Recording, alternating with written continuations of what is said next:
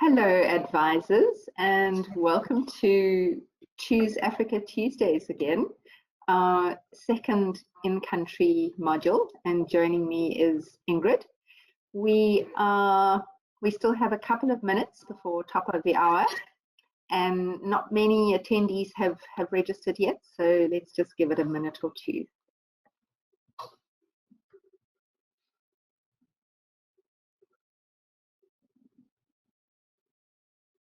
While we wait, if you have any questions you want to pop in the chat box, please feel free to do so.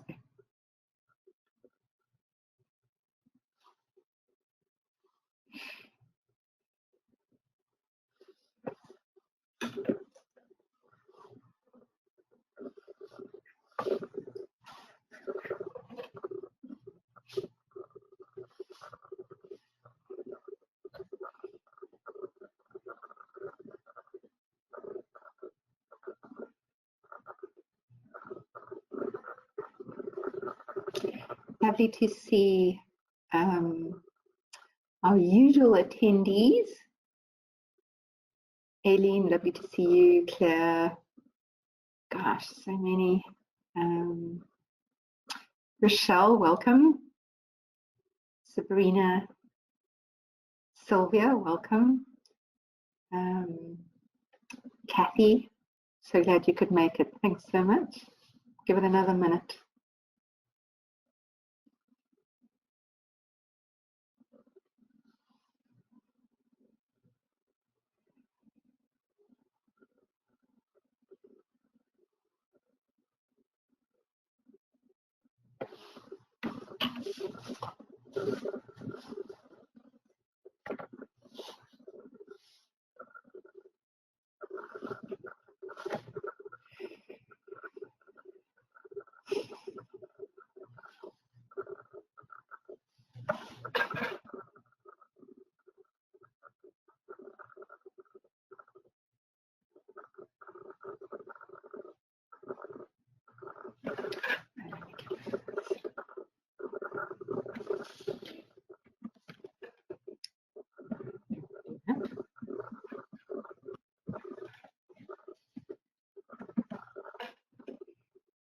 Okay, we are at top of the hour, so let's get started.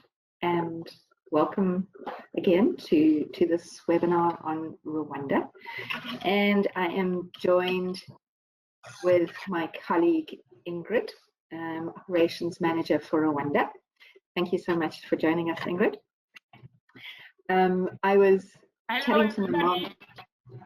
I was chatting to my mum the other day about these presentations, and she said to me, so are your guest speakers from Johannesburg? And I was like, no, they're in country. And that got me thinking about one of the unique selling points with Wilderness Safaris, in that we have offices in 6 of the 7 countries that we operate in. And so your clients have in-country support and on-the-ground service should anything go wrong. So that's one of the great reasons for coming direct to Wilderness Safaris and not actually booking through another wholesaler or a tour operator that perhaps is in America or in Australia or wherever they might be. So 6 offices in country, and Ingrid is chatting to us directly from Kigali, right, Ingrid? Or are you at Sati at the moment? No, from Kigali, and from here, always up and down between Geshwati and Magashi. So tell us a little bit about yourself and your journey with Wilderness. My husband and I, we started working for Wilderness Safaris in 2007. We then started in Zambia and did many different camps in Zambia. And after some time, we went to Namibia, and from Namibia to Rwanda.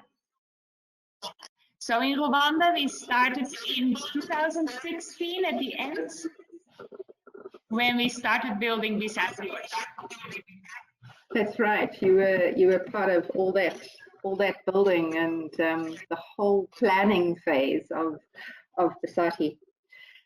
So last week with our module for Botswana, we spoke a lot about different types of accommodations, different styles of camps, and I even teased Craig about a color palette, and the different lodge categories. And that was important so that advisors, you can start planning your own itineraries and putting together itineraries and knowing what type of lodge and where it fits. But today we're back to what I love most, and that's talking about why wilderness does what it does. And so today we're going to look at 3 different national parks, and also Kigali, the town, and what it has to offer. And I put the phrase there that Rwanda is not just about gorillas, and hopefully during this presentation, Ingrid and I will show you why that is the case and why also it can be a standalone destination. So Ingrid, just share with us a little bit about Rwanda and then Kigali town, and what advisors and their clients can do in the city. I think Rwanda is such a diverse country, and Kigali showcases all of it. It is very clean, very safe, and the people are extremely friendly. So Kigali is like a modern city. You won't find any trash, no rubbish in Kigali or anywhere else in Rwanda. And you have quite a good art scene, lots of galleries, lots of hip new restaurants opening. And yeah, of course, the Genocide Memorial, which is very interesting and that we would recommend all guests to go and see.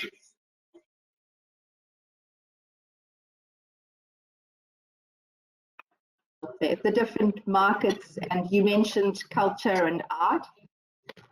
That's also something really that a client can do for a half-day tour or a full-day tour.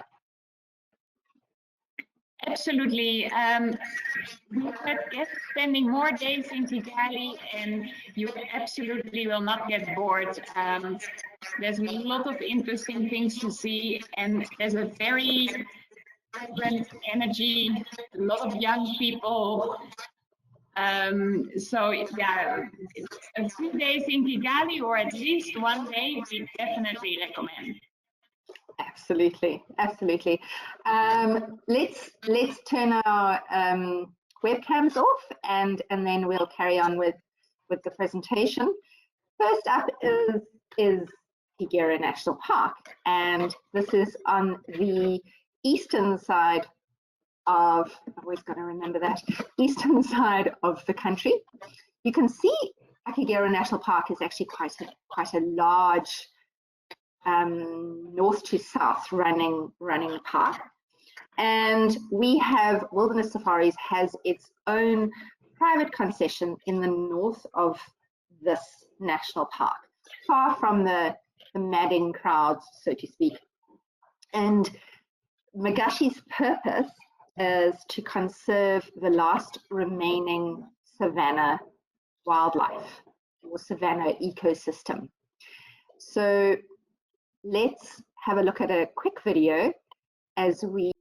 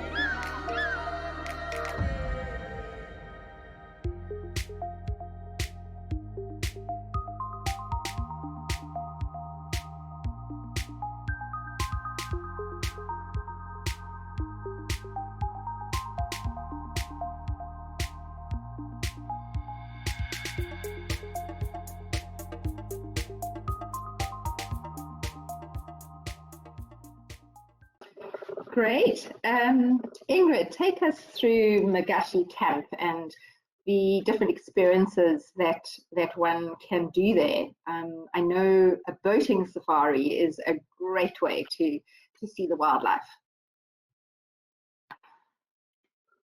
Absolutely. Can you hear me? Yes, Ingrid, it is a bit distorted. I don't know if you have speakers, earphones that you can perhaps put in. Yes. I think I'm just having quite that echo, but as long as you can hear me, I'll just continue. I can hear you, yes, thank you. Okay, perfect. So Magashi is unique in a way that it is a safari camp situated on a big lake that you can see here, Lake Rwanda Kazinga. And it means that we can combine boat safaris and vehicle safaris, so game drives and night drives. And a lot of people don't know that in Rwanda you actually have the safari experience. And Magashi is the first of its kind with real luxury, beautiful safari experiences that, you have the drive plus everything else that you can see. And sightings have been really good. The level of guiding has been fantastic. So far, only happy at Magashi. That's fantastic. Thanks, Ingrid. And so our first quickfire questions for our advisors, if you can please pop it in the chat box, the questions box.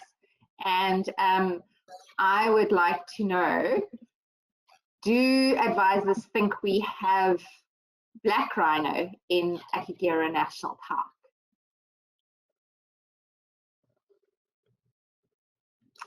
Yes, Kim Rickles, well done, we do indeed. And for me, personally, I believe that all animals are sentient beings. In other words, they can have feelings and emotions. And particularly all wild animals remain wild in the true sense of the word, even if they're born in captivity. Instincts never go away. They even with us human beings, we have certain instincts that kick in. If you get a fright, you've got a what we call a freeze, flee, or fight response, and that is pure instinct. So some of the rhino that have been relocated to Akagera National Park were born in captivity, and they were from a zoo, fourth year generation. And can you just imagine how these rhino must have felt being released into Akagera National Park with their first footsteps on African soil? Ingrid, I believe the black rhino sightings have been particularly good just recently. Share with us a little bit about their reintroduction.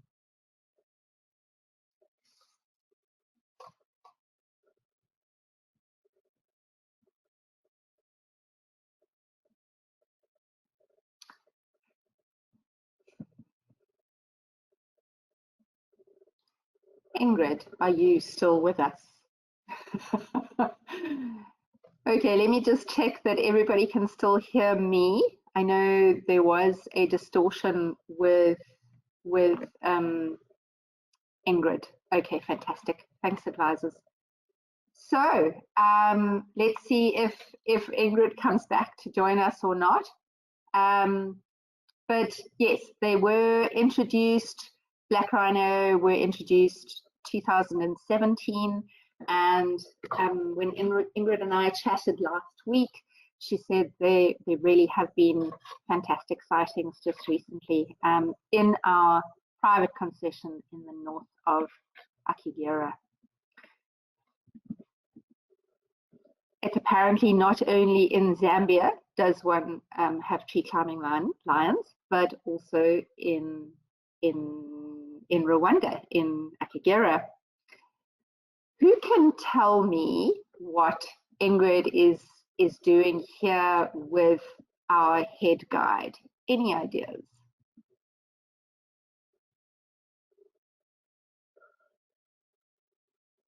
Tracking. Well done, Diane. Thank you so much.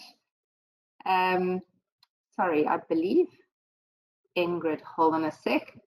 Ingrid might have been muted. 1 second. Nope.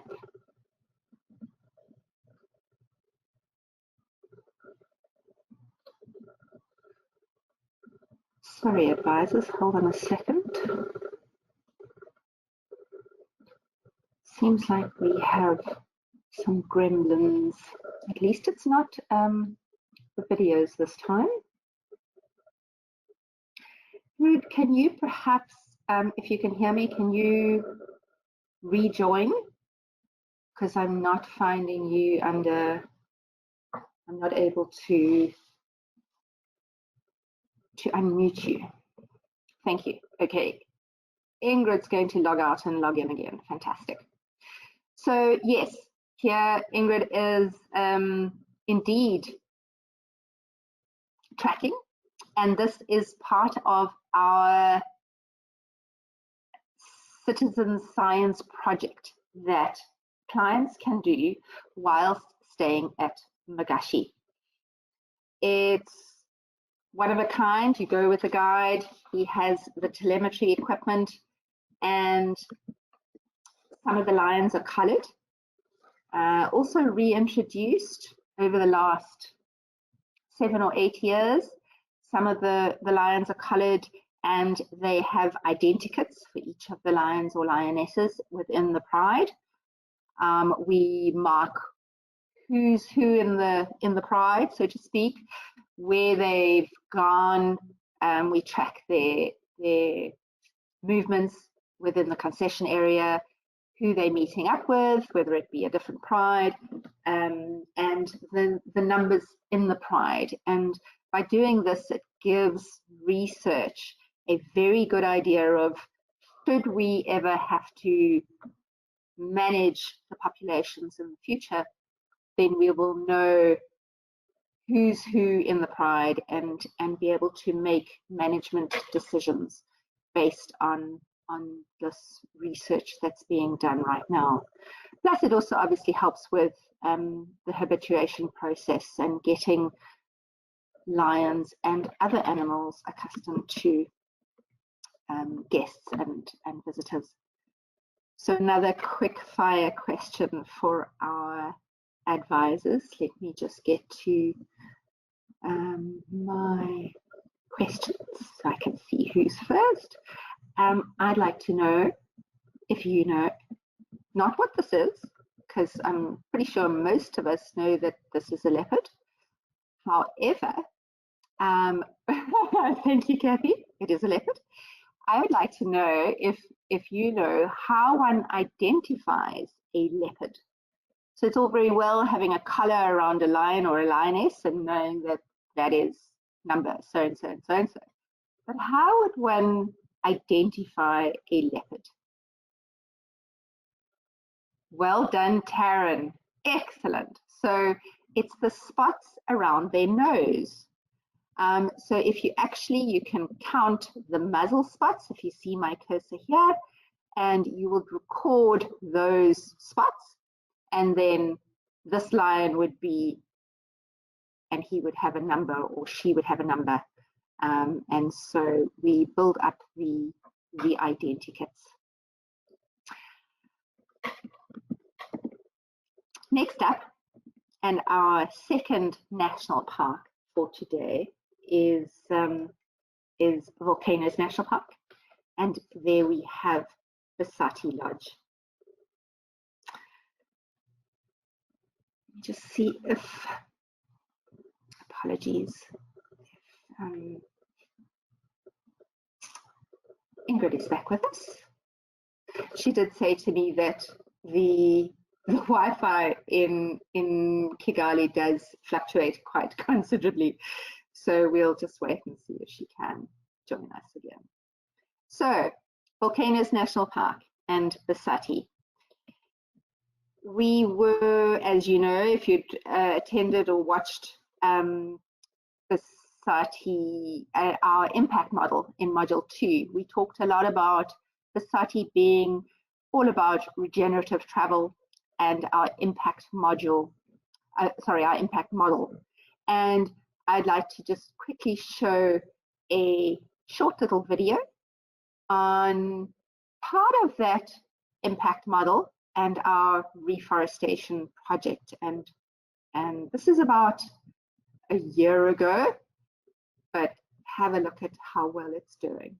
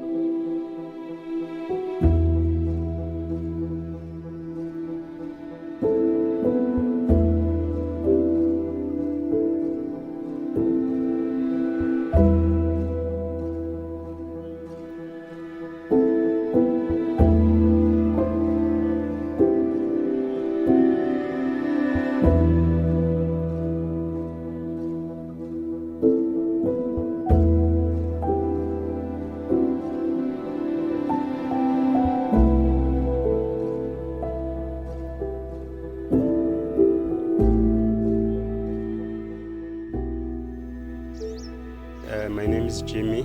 I am agronomist here at Bisate Lodge in Rwanda.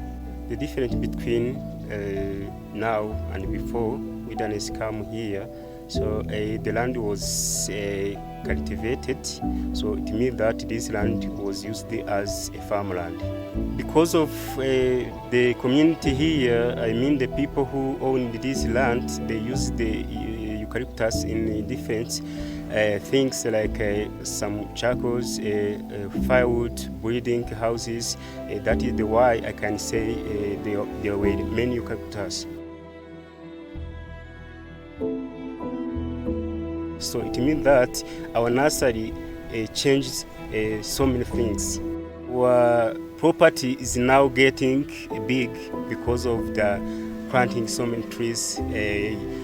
Help us with the different teams of the guests, teams of casuals, teams of the workers.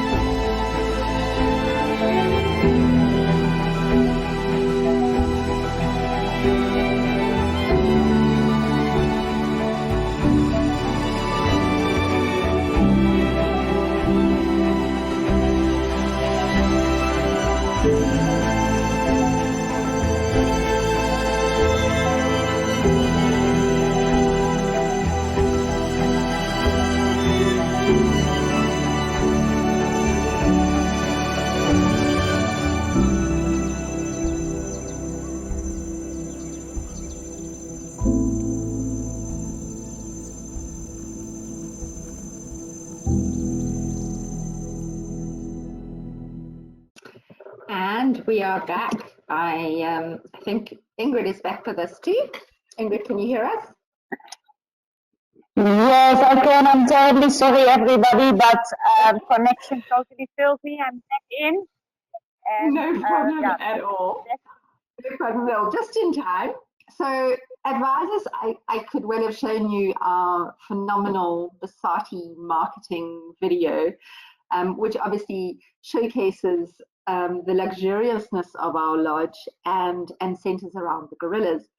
But you know, one of my focuses today was that it's not gist about them, and so I wanted to showcase one of the impact models that we've chatted about in that video, and what a difference clients can make with our reforestation projects. I have actually attached the Geshwati marketing video to the handouts, so afterwards, if you want to go and have a look at that, you're more than welcome to. Ingrid, walk us through Geshwati and tell us a little bit about the lodge. I think Geshwati is a perfect example of where all aspects of a lodge sort of come together. So yes, you have the luxury aspect of it, and it's beautiful. The food is amazing. The design is one of a kind. The staff is extremely well trained. So you have all aspects of a luxury lodge. But besides that, you have a very strong community engagement. And you will feel that when you're staying there, that you're truly making a difference in the community and in the lives of the people. And next to that, the conservation aspect is, of course, very strong. So we have reforested the whole site. So you have now a forest, but a few years ago, as Jimmy was saying in the video, it was agricultural land. With the reforestation, animals start to return back on the property. So we have now, quite on a recent basis, we can see golden monkeys or serval. So you have that conservation and community aspect, which comes through in everything you do and also everything that you experience at Geshwati. And then the cultural aspect is, of course, also really great. So the design is inspired on the traditional royal palace in Rwanda.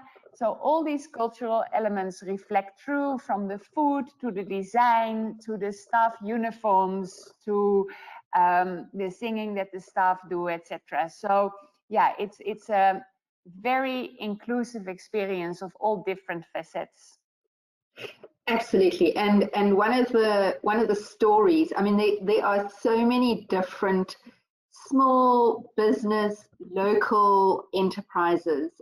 One of them that I just love is the Gato Keza, which means small but beautiful, and it's the name of the organic and locally brewed coffee available to our guests staying at Geshwati to drink and also to enjoy and take home with them.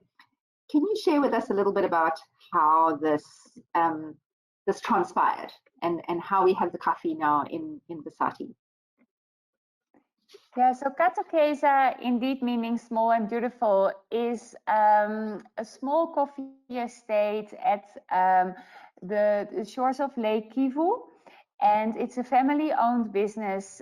They actually don't supply their coffee to many different places, but one of the places, luckily, is Bisata Lodge. And we have it freshly roasted for us every week. It then comes to Geshwati, and we sell this to our guests who would like to take some home. We also give it quite often as gifts to the guests, but of course we also serve the coffee, and it is very good. I don't think I can ever drink other coffee again. I'm now totally spoiled with the coffee. But like Katokeza, we have many small businesses that we support. We have wood carvers that make special gorilla chess sets for us. We have the honey farmers that have their honey on our property, or their beehives on our property.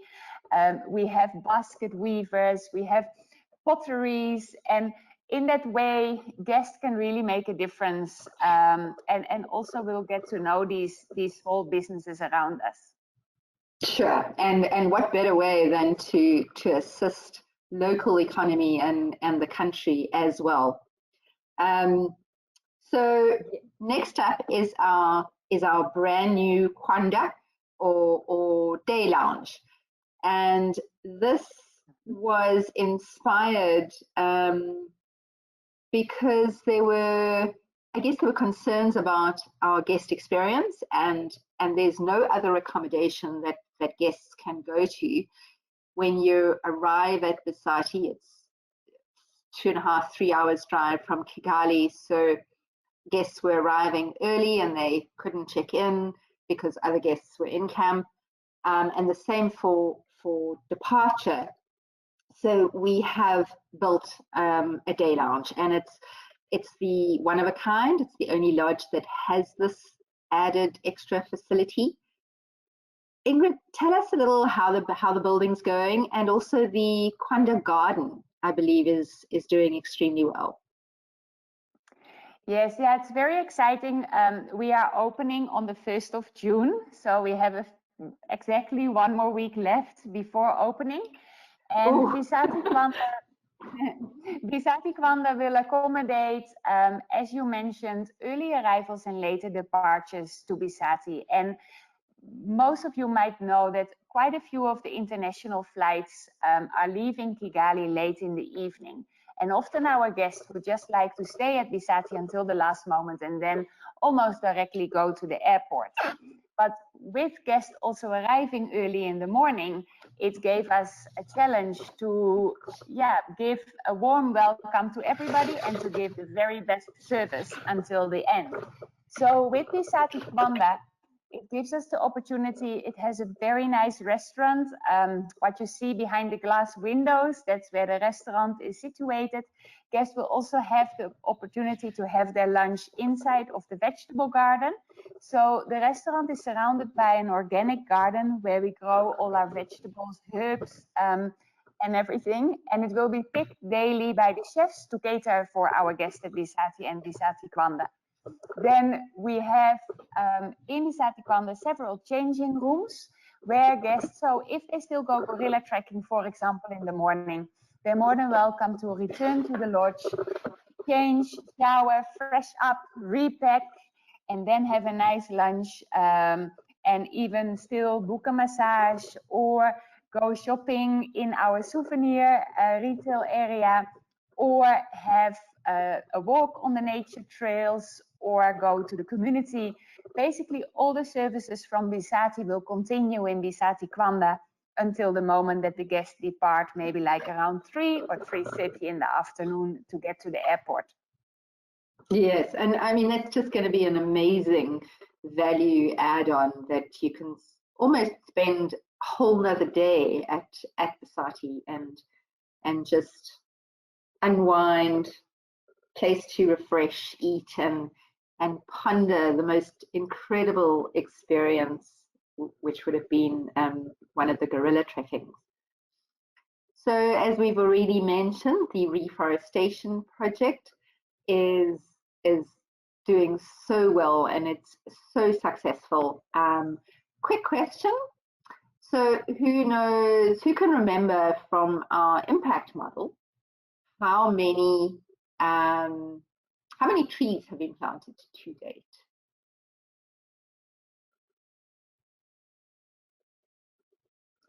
We have 30,000.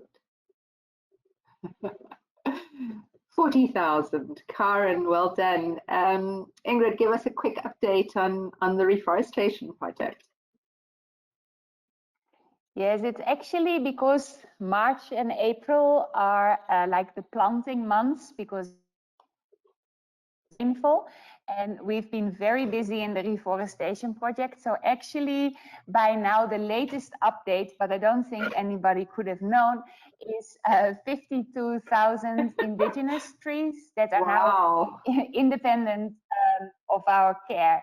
So what you see on the picture is the nursery. There are hundreds, thousands of saplings waiting to be planted, but the ones that I'm talking about are actually getting to be mature trees. So they are already growing on the property, and that is now 52,000. 52,000, wow, that's amazing. And then the next thing that I wanted to just ask you is, so you remember this photo from our module 2, the serval. As Ingrid mentioned, lots of wildlife that's come into Geshwati because of that reforestation project. And then Ingrid, our children in the wilderness. I haven't yet discuss this in any great detail with advisors. That'll be coming in future modules.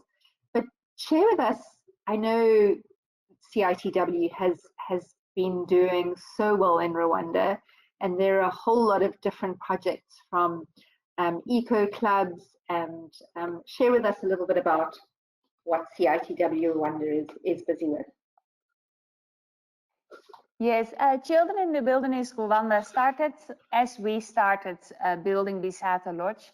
And that meant that it started around Bisata Lodge. And there's actually the Bisati Primary School. So that was the first school that we started working with.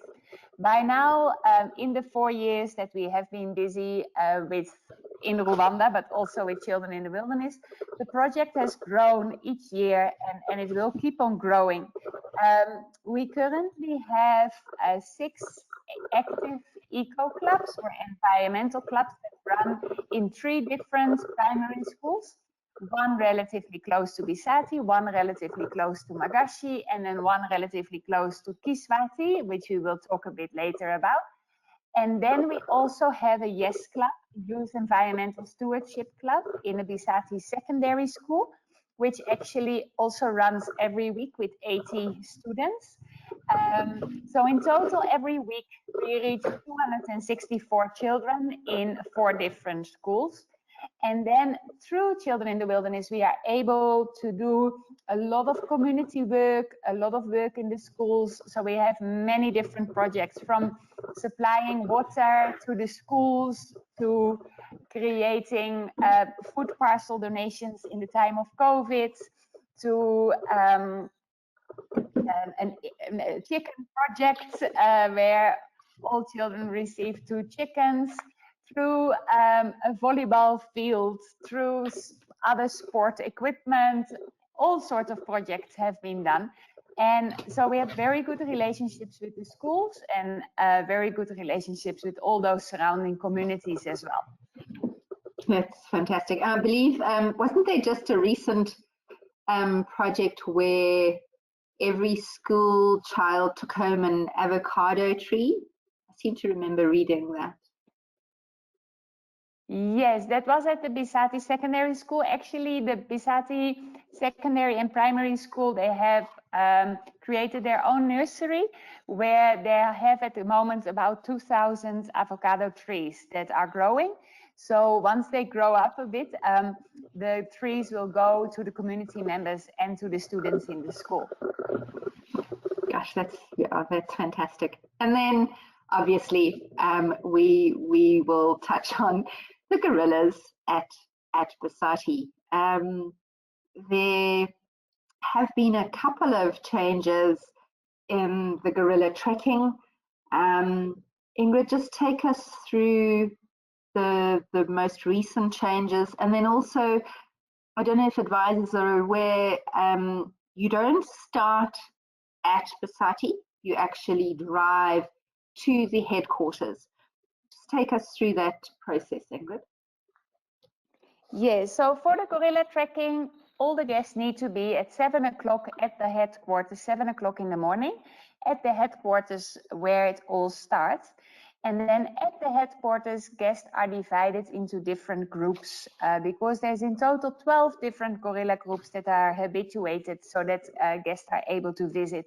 So depending on the guest, their fitness, if they would like to do a shorter or a longer hike, people will be divided into different groups. Previously, it was a maximum of 8 guests per group, but since COVID, that has been reduced to 6 guests per group. So there will never be more than 6 guests in one group going to see the gorillas. So as at the headquarters, guests are divided into those different groups. They will then go back into their vehicle with their driver guide. And that driver guide will then drive to the closest starting point of where those gorillas were last seen. So that means that from there, everybody sort of splits up into different directions. And you will then start your hike with the 2 park guides that will join you into the park. Fantastic. So, and correct me if I'm wrong, I understand that there aren't actually any lodges within the national park. They're all outside, with Geshwati being about 20-25 minutes from headquarters? Yes, that is correct. Yes, inside Volcano National Park, there's no lodges at all. All the lodges are situated outside, and all guests go to the same headquarters to start their trek. There they are divided into the small groups and then appointed to 2 park guides, which are not, that's organized by the park authorities, so not by the lodges itself. And from there, you drive to the starting point. The trekkers that are there to find the gorillas already went into the forest early in the morning. So they radio the location of the gorillas through to the guides. And from there, the guides will roughly know where to go with the guest and also where to park the vehicle, which would be the closest by to get to the gorillas. Fantastic, thanks so much. And that brings us onto another ape and or chimpanzee and the family of apes, and Geshwati. Also a national park. Can I add one more thing about the gorilla trekking? I'm sorry, I just want to make sure I'm complete. There's also the option to book a private gorilla trekking. So it does come with a higher cost, but you can book a private gorilla trekking. And in case you book a private gorilla trekking, you will only be with your group of guests. So if it's a couple or a family, it is possible to book a private gorilla trekking. And in that case, the park guides will actually come to the lodge, do the briefing at the lodge, and that means that you then part to the closest points where the gorillas are from the lodge and not from the headquarters. Okay, thanks, Ingrid. That's yes, I knew about the private gorilla trekking. I didn't know that it was from the lodge. That's great to know. And clients can obviously book that if they just want their family on a specific trek. Moving on to Geshwati, and super excited about Geshwati and our conservation efforts in this tiny little national park. We're going to have a quick look at another video. Imagine yourself in this forest.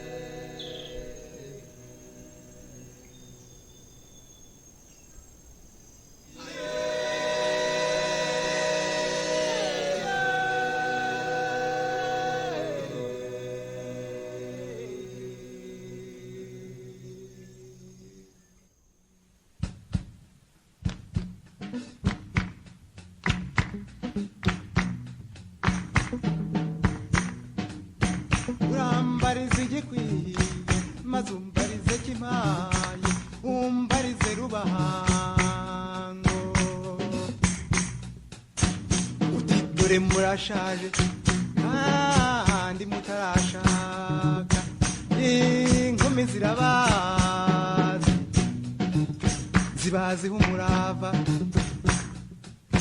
erega ntizizakubenga ntabwo zikibenga zibanza kugenzura uragere kwisonga gera kwisonga Gera kwisonga dorufiti sango Gera kwisonga dorufiti sango Gera kwisonga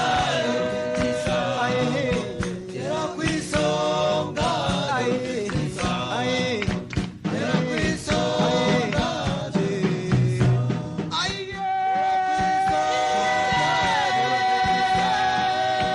dorufiti sango Gera kwisonga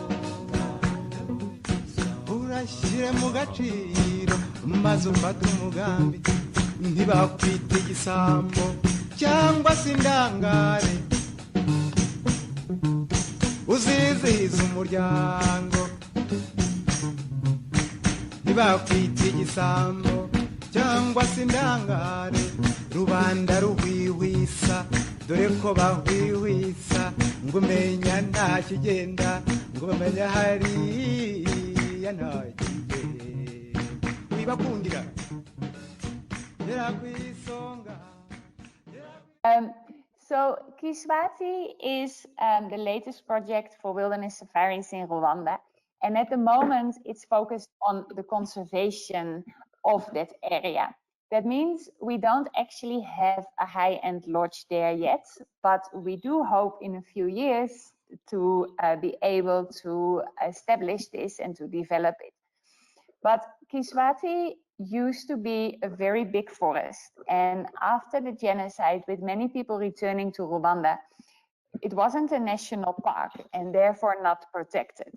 So people started settling into the forest, grazing their cattle, cutting down the trees, and very quickly the size of the forest decreased very, very rapidly. And I think Alison will later on have a little map to share with us to show you how much that forest in size has decreased.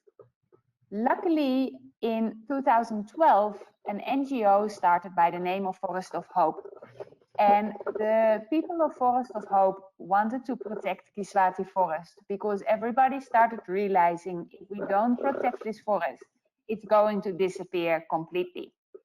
And it is a beautiful forest, beautiful rainforest, and still having chimpanzees, golden monkeys, mountain monkeys, lots of bird life, and everything else. So Forest of Hope started to work together with the communities and actually protecting this forest. And from there, wilderness safaris also got involved, and we became partners with the Forest of Hope.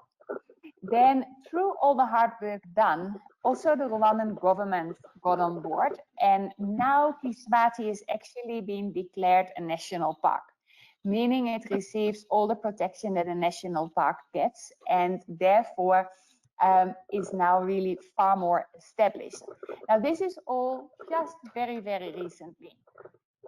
So you can imagine there's still a lot of groundwork to do. But the forest is beautiful, it's pristine, and we feel like pioneers there because nobody ever visited Geshwati. So it's very special to be there. And currently we are busy habituating the chimpanzees so that our future guests can have a beautiful experience there once the lodge is built.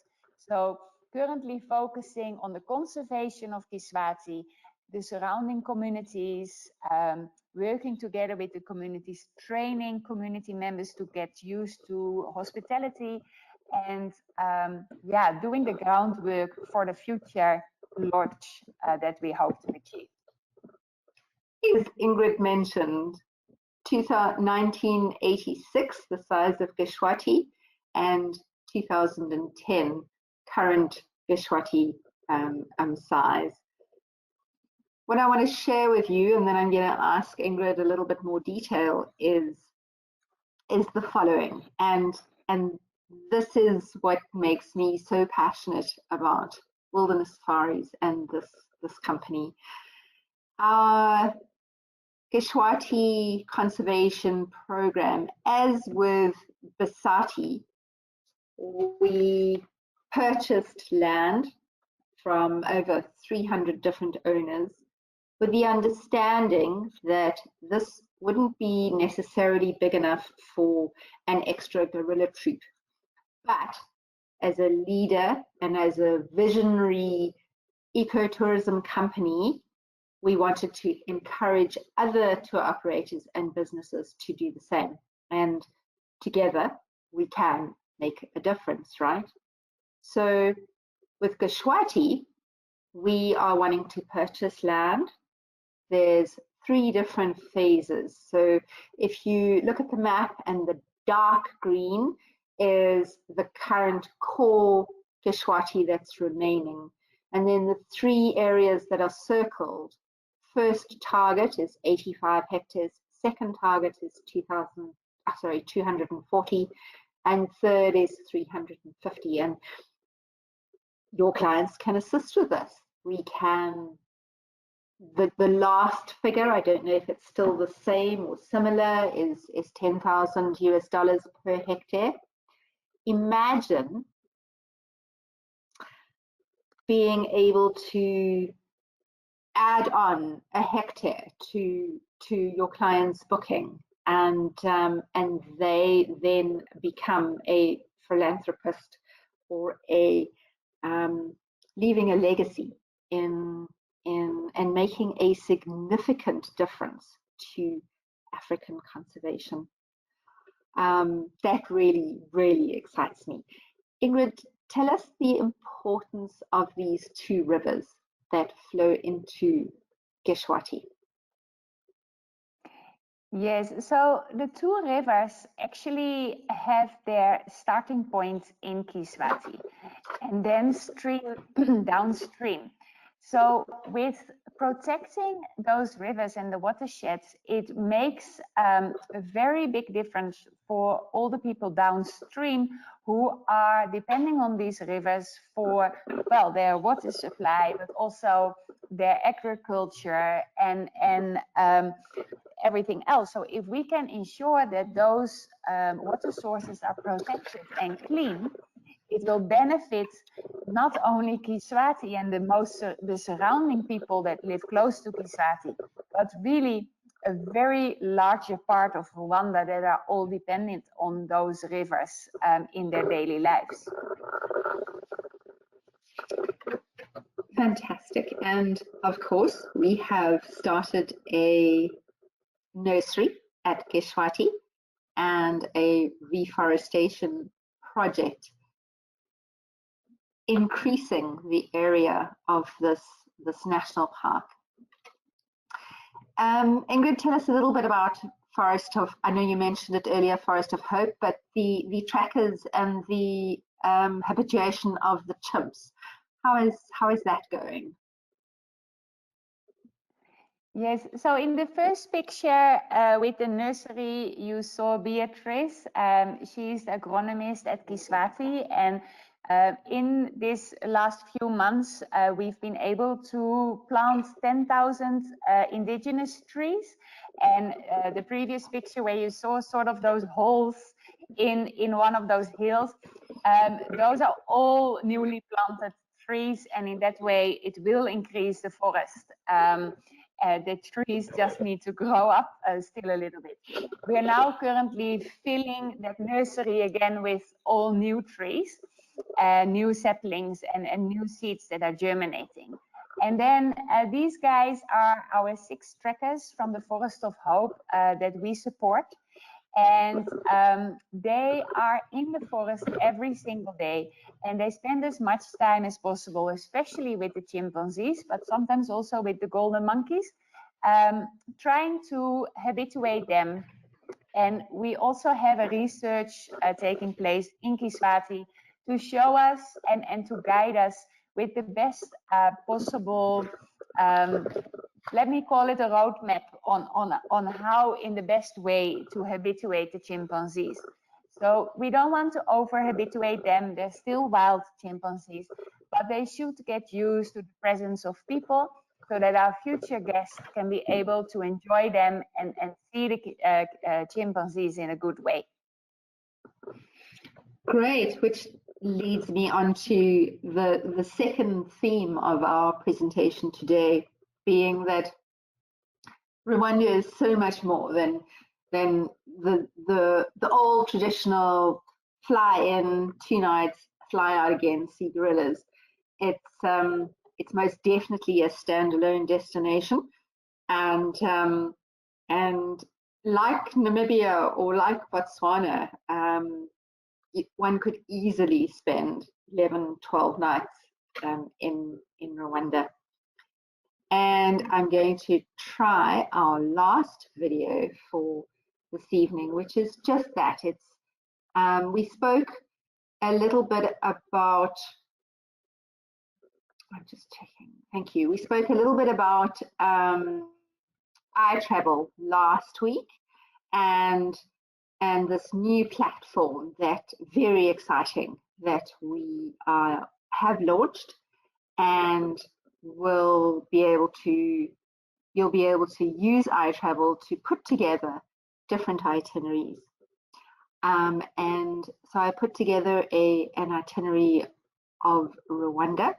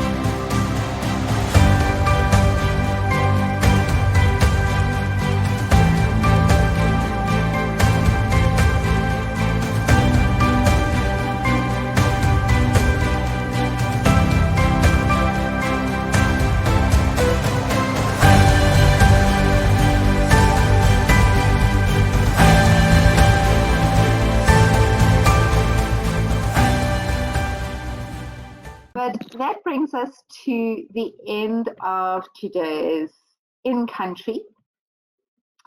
And I'm going to go to the question box and see if we have any questions for Ingrid. And I really want to thank you for all the advisors for joining us this evening.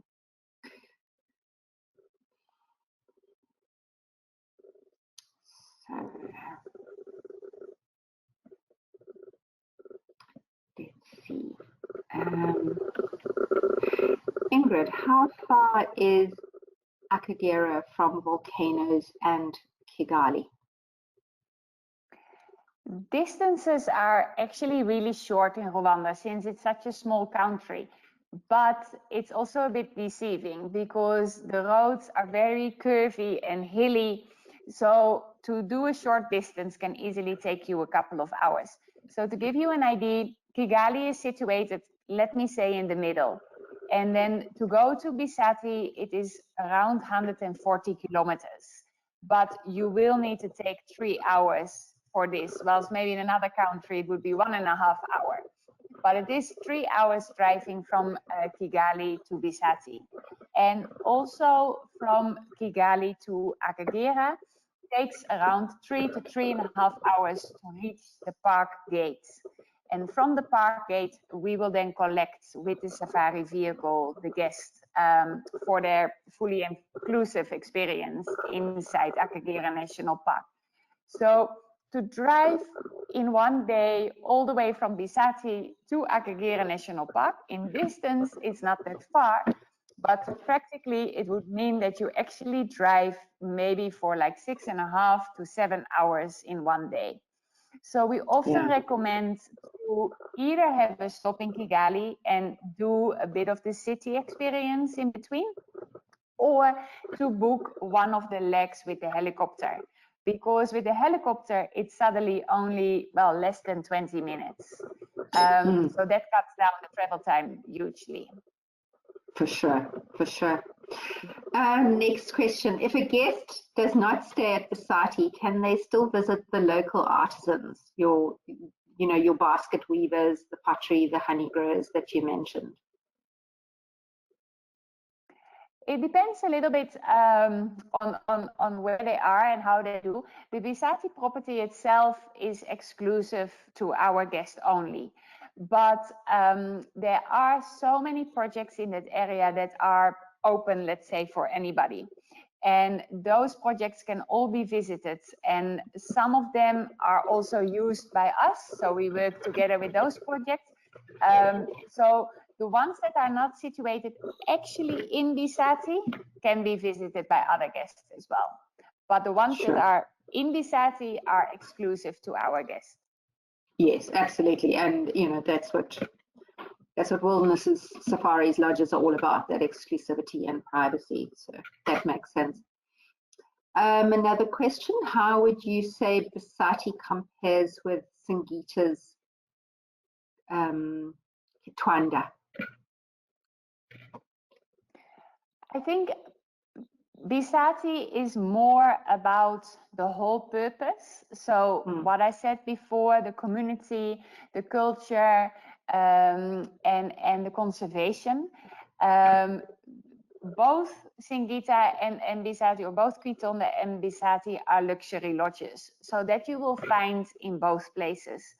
But to get more of a purpose behind it and to engage and to be, really immersed into Rwanda, culturally and in the community, I believe that Bisati is a standalone lodge and you will not find it in many other places. Agreed.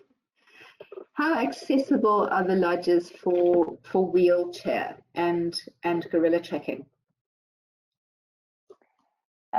Bisati is not accessible for wheelchair.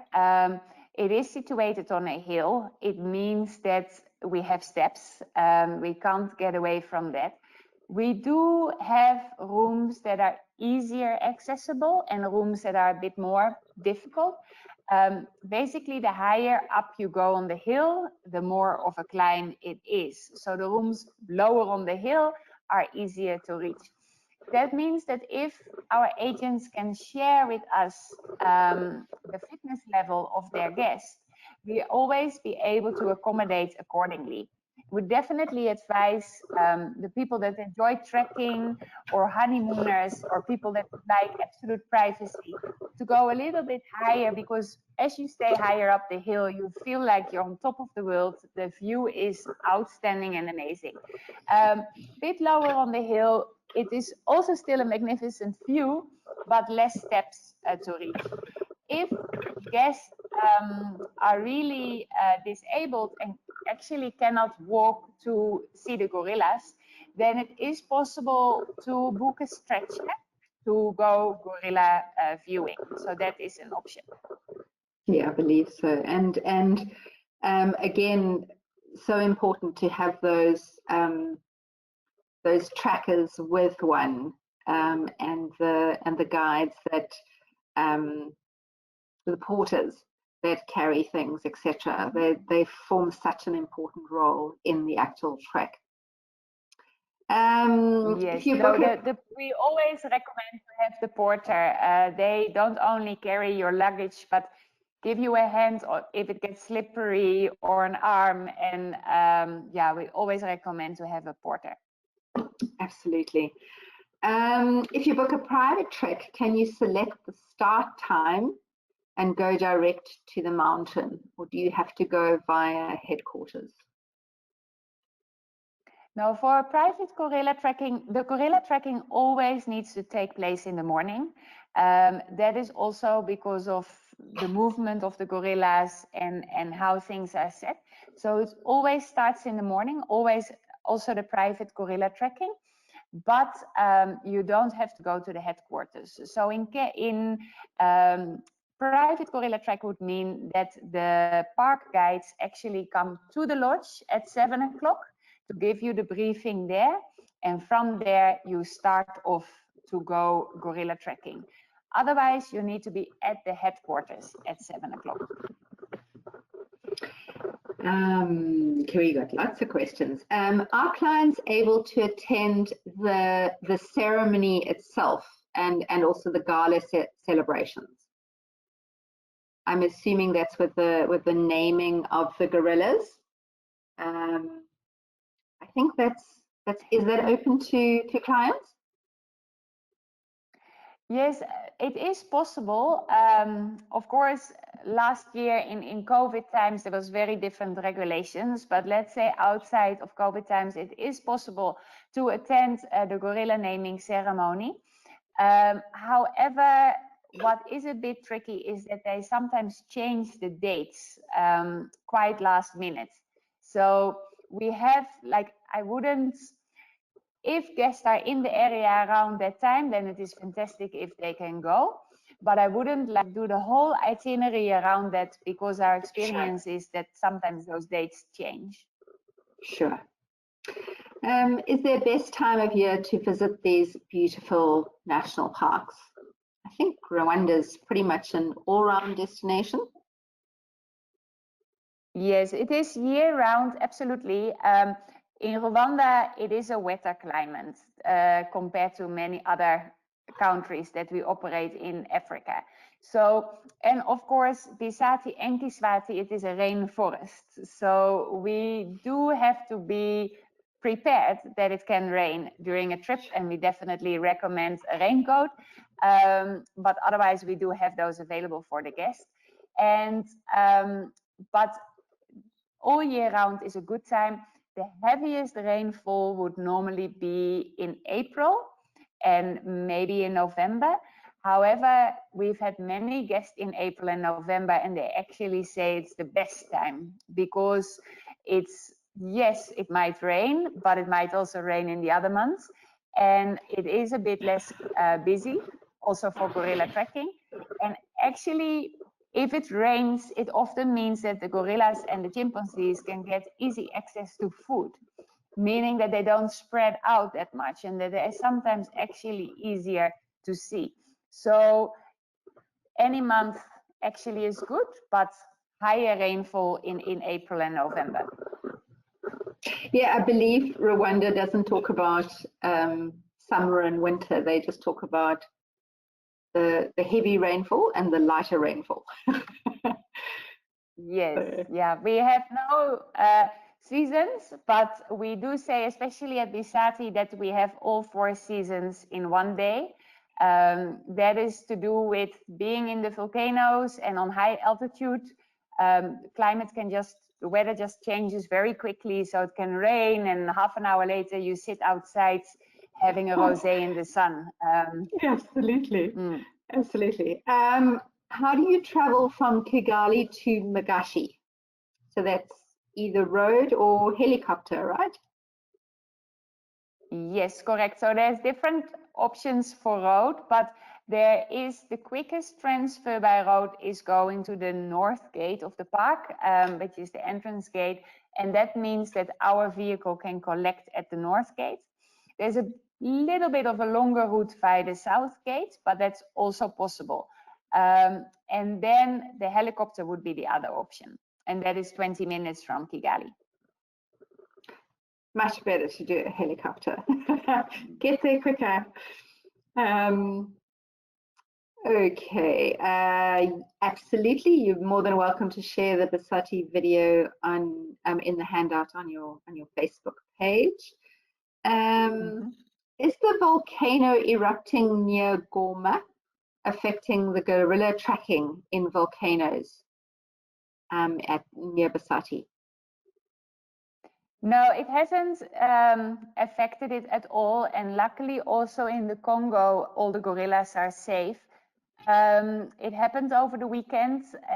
We were at Bisati at that moment. So the only thing we noticed in Rwanda, very minor, is some tremor, I think you call it, like Yes. a little, but really very, very minor. And in the Congo and in Rwanda, luckily people are fine, and the gorillas are all fine, and it hasn't affected the gorilla viewing in Rwanda at all. That's good to know, gosh. And I think that is the questions for today. Thank you so much, Ingrid. Thank you for joining me. And advisors, Very sorry about the technical glitches. It is what it is. Advisors, thank you so much. Good. We can go on forever. Oh, the signal is not so good. Absolutely, absolutely. But the videos that didn't show, I will definitely share with all the advisors in the follow-up and in the recording. And yes, please join me again next Tuesday for our Zambezi region, and then the following week for Namibia. Thank you so much, everybody. Bye for now. Thanks, everybody. Thanks, Ingrid.